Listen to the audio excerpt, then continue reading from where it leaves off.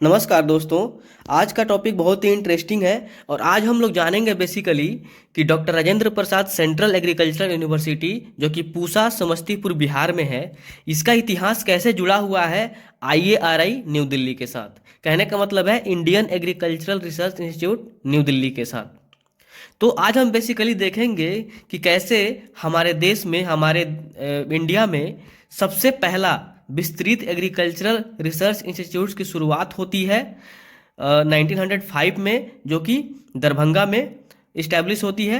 और कैसे बिहार में उस एरिया में, उस पूसा दरभंगा के एरिया में भूकंप आता है और ये जो इंस्टीट्यूट्स थी वो तहस नहस हो जाती है और उसके बाद इसको रिलोकेट कर दिया जाता है न्यू दिल्ली में और उसका नामकरण कर दिया जाता है IARI new Delhi, that is Indian agricultural research institute new Delhi. और जो ये बिहार के दरभंगा में जो इस्टेब्लिश किया गया 1905 में, तो भूकंप के तहस नहस होने के बाद बिहार गवर्नमेंट आती है और इसको doctor Rajendra Prasad central agricultural research institute Pusa Samastipur के नाम से रिनोवेट कर देती है, मतलब रीस्ट्रक्चर कर देती है।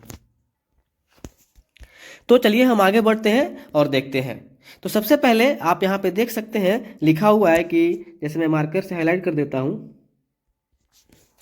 कि यहाँ पे आप देख सकते हैं the imperial agricultural research institute Darbhanga now Samastipur Bihar.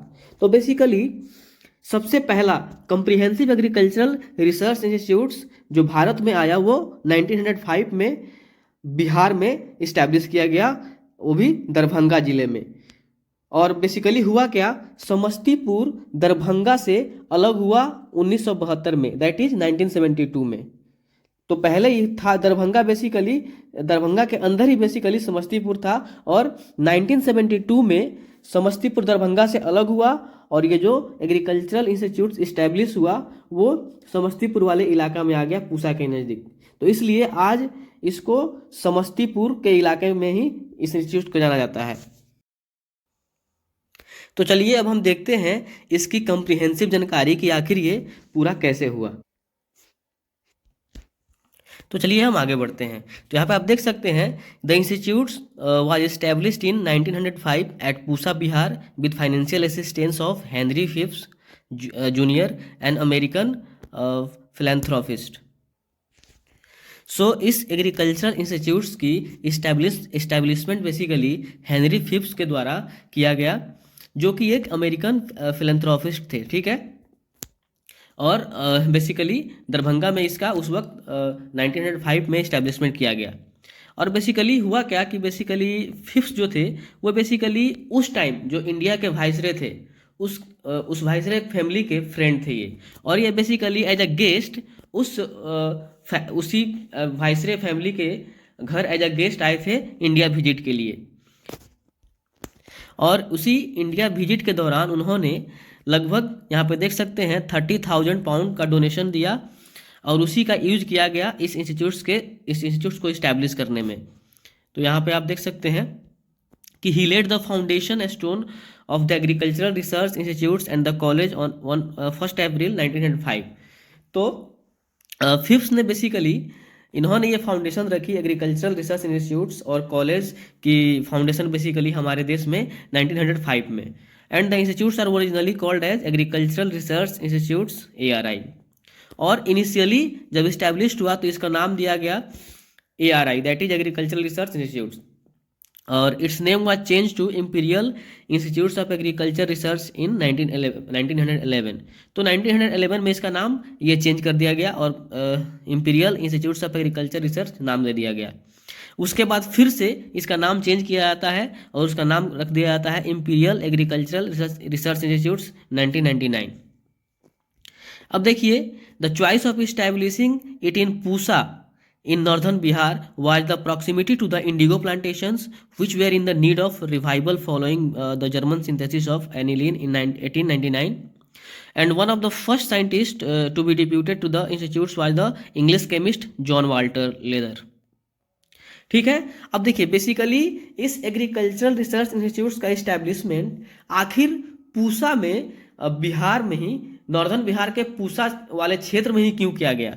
ऐसा इसलिए किया गया बेसिकली क्योंकि वहाँ पे जो इंडिगो की प्लांटेशन की जाती थी, मतलब नील की खेती उसी एरिया में सबसे ज़्यादा की जाती थी, और उनको नील का मतलब नील के प्लांटेशन से, या कहें कि इंडिगो का यूज करके, या कहें कि नील की खेती का यूज करके उनको एक एनिलीन केमिकल को बनाना था। ठीक है, तो एनिलीन केमिकल बेसिकली एक कंपाउंड है, ऑर्गेनिक कंपाउंड है, जिसका यूज बहुत ही इंपॉर्टेंट केमिकल्स को बनाने में यूज किया जाता है।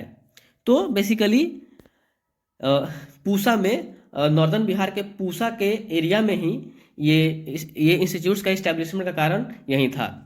और इसमें जो सबसे पहले साइंटिस्ट जो डिप्यूट हुए काम करने के लिए, उनका नाम था, इंग्लिश केमिस्ट थे वो, जॉन वाल्टर लेदर, जो कि 1892 में काम करना इन्होंने स्टार्ट किया। ठीक है, अब यहाँ पे देख सकते हैं, however the institutes are damage during the devastating Bihar earthquake of 15 January 1934।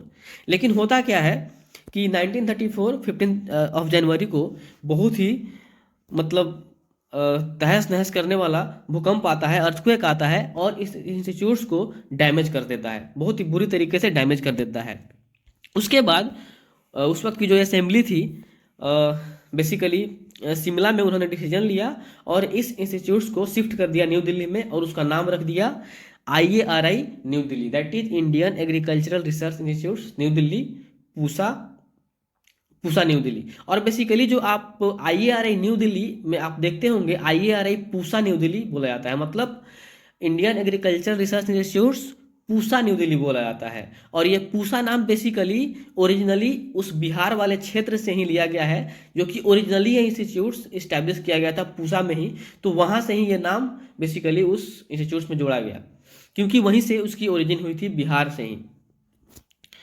तो अब देखिए होता क्या है, आज़ादी मिलने के बाद इस इंस्टीट्यूट्स को रीनेम कर दिया गया, जैसे कि मैंने बताया, और उसका नाम रख दिया गया IARI new Delhi, that is Indian agricultural research institutes Pusa new Delhi. ठीक है, और उसके बाद भूकंप से जो पूसा में इस्टेब्लिश थे इंस्टीट्यूट्स, जो भूकंप के बाद जो भी तहस नहस हुआ बिल्डिंग, तो बिहार गवर्नमेंट ने क्या किया, उसको एक एग्रीकल्चर रिसर्च इंस्टीट्यूशन में इस्टेब्लिश किया। फिर बिहार गवर्नमेंट ने उसको Rajendra Prasad central agriculture university नाम दे दिया। तो ये था इसका इतिहास। तो आज के लिए बस इतना ही, धन्यवाद।